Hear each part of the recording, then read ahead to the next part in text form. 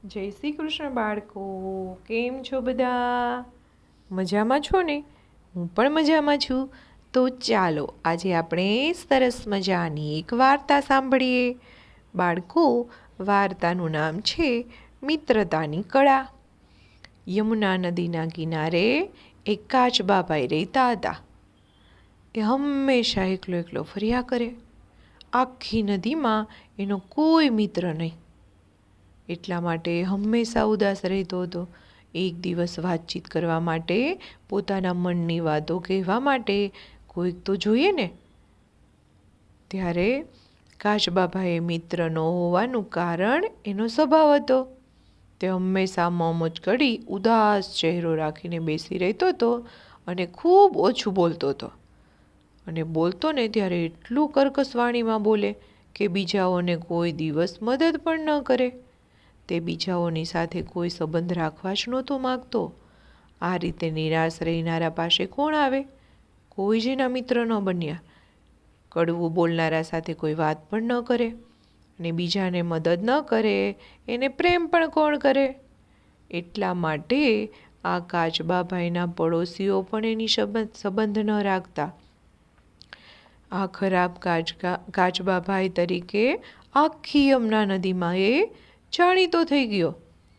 એના નાના નાના દુર્ગુણને પણ એના પડોશીઓ મોટો કરીને બધાને કહેવા લાગ્યા. એક દિવસ કાચબાભાઈ નદીના કિનારે રેતીના ઢગલા ઉપર બેસતા હતા. પરંતુ એનો ચહેરો એકદમ ઉદાસ હતો. એની સમજમાં આવતું નહોતું કે મારે હવે શું કરવું. આખો દિવસ એકલા જ રહેવાનું, ન કોઈ સાથે રહેનારું કે ન કોઈ વાત કરનારું. એટલામાં એણે જોયું કે હરણ આવીને ત્યાં બેઠું છે. એણે વિચાર્યું કે ચાલો આપણે એની સાથે વાત કરીએ. એટલામાં હરણ બોલ્યું, નમસ્તે દાદા. અરે ઓ કાચબા દાદા, કેમ ઉદાસ લાગો છો? કાચબાભાઈએ કહ્યું, નમસ્તે ભાઈ, હું તો ખાલી સૂઈ રહ્યો છું. હરણભાઈએ પોતાની ઓળખાણ આપી અને એનું નામ સુંદર હરણ હતું અને પાસેના જંગલમાં રહેતું હતું અને ફરતા ફરતા અહીંયા આવી પહોંચ્યું. થોડા સમયમાં તો કાચબો અને સુંદર બંને જણા મિત્રો બની ગયા. બંને જણા નદીના કિનારે બેસી કલાકો સુધી વાતો કરવા લાગ્યા. નદીના બીજા કાચબાઓને પણ એની મિત્રતા જોઈ ઘણું આશ્ચર્ય થયું કે આ કાચબાભાઈ ક્યારેય કોઈના મિત્રો નહોતા અને હરણભાઈના તો કેટલા પાકા મિત્રો બની ગયા છે. બંનેની ગાઢ દોસ્તી થઈ ગઈ. એક દિવસ કાચબાએ હરણને પોતાની મૂંઝવણ બનાવતા કહ્યું કે હું આખી નદીમાં બદનામ થઈ ગયો છું કે મારો કોઈ મિત્ર જ નથી. હરણે એની વાત ધ્યાનથી સાંભળી પછી બોલ્યો કે દોસ્ત, બદનામી તો તરત થઈ જાય છે અને એની છાપ પૂછવા માટે તારે ઘણા પ્રયત્નો કરવા પડશે. હવેથી તો હંમેશા સારા કાર્યો કર અને બીજાઓને મદદરૂપ બન. બધાની સાથે સારો વ્યવહાર રાખ. તારો સદવ્યવહાર એક દિવસ જરૂર તારી બદનામી દૂર કરશે. ત્યારે એને કહ્યું કે તે સાચું કહ્યું છે. હવે હું એ માટે અવશ્ય પ્રયત્ન કરીશ.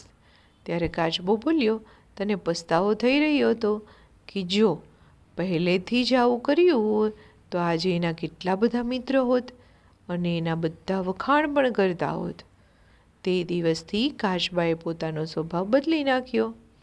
હવે એક દિવસની વાત છે. નદીના કિનારે એક વડલાનું ઝાડ હતું. એના ઉપર વાંદરાનું એક તોફાની બચ્ચું રહેતું હતું. એને કાંઈ જ ચેન ન પડે, એટલું ચંચળ, એટલું ચંચળ. તે એક ડાળ ઉપરથી બીજી ડાળ ઉપર, બીજી ડાળેથી ત્રીજી ડાળ ઉપર આખો દિવસ કૂદકા માર્યા કરે. એટલામાં એ પાણીમાં પડી ગયું.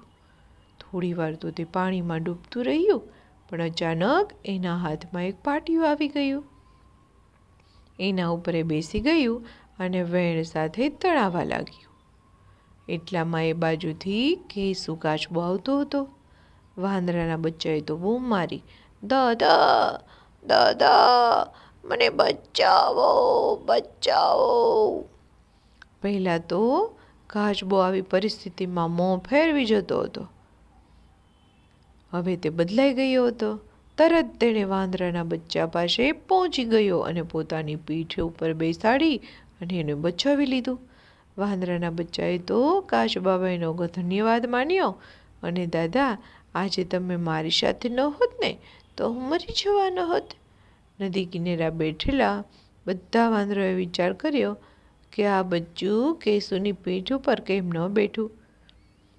આ કેશુ તો ખૂબ જ ખરાબ છે, એ બચ્ચાને આજે જ મારી નાખશે. પરંતુ આશ્ચર્ય વચ્ચે બધાએ જોયું તો કેશુ બચ્ચાને લઈને કિનારા તરફ આવી રહ્યો હતો. આજે તો કેશુ દાદાના કારણે અમારો જીવ બચ્યો છે, નહીં તો હું ક્યારનો નદીમાં ડૂબી ગયો હોત. કિનારે આવી અને વાંદરાનું બચ્ચું બોલ્યું. બધા વાંદરાઓએ કેશુનો ઘણા ધન્યવાદ આપ્યા. એક વૃદ્ધ વાંદરો કહેવા લાગ્યો, અરે ઓ કેશુ કાચબાભાઈ, તમે તો કેટલા પરોપકારી છો. તમારા સાથી કાચબા નકામાં તમારું ભૂંડું બોલે છે. કદાચ તેમને તમારી સાથે કોઈ વેરભાવ હશે. કેશુએ જવાબ આપ્યો, ના ના, હવે તો તેઓ મારું ભૂંડું નહીં બોલે. હવે તો હું બદલાઈ ગયો છું, બદલાઈ. બધા જ વાંદરાઓએ બચ્ચાને બચાવવાથી ખુશીમાં કેશુને સરસ એક પાર્ટી આપી અને સાથે મળી ખૂબ મજા કરી.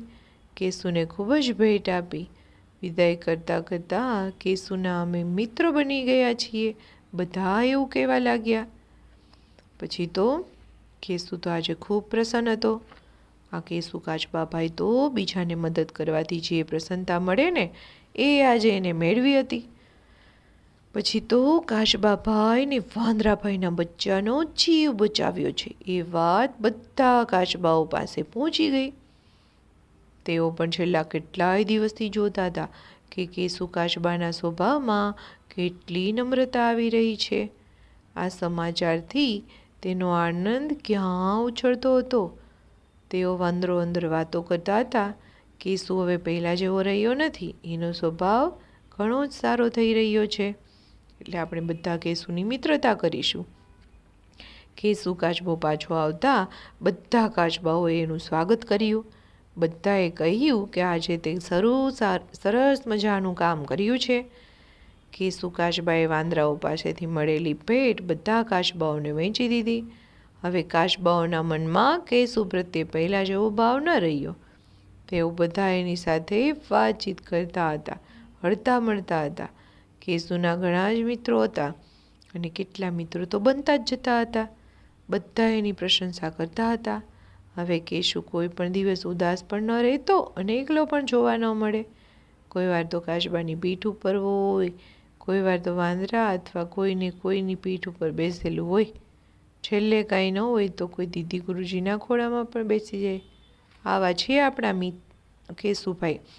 તો જીવન કેવી રીતે જીવવું જોઈએ એ વાત હવે એને ખૂબ સરસ રીતે સમજાઈ ગઈ. તો બાળકો આવજો. જય શ્રી કૃષ્ણ.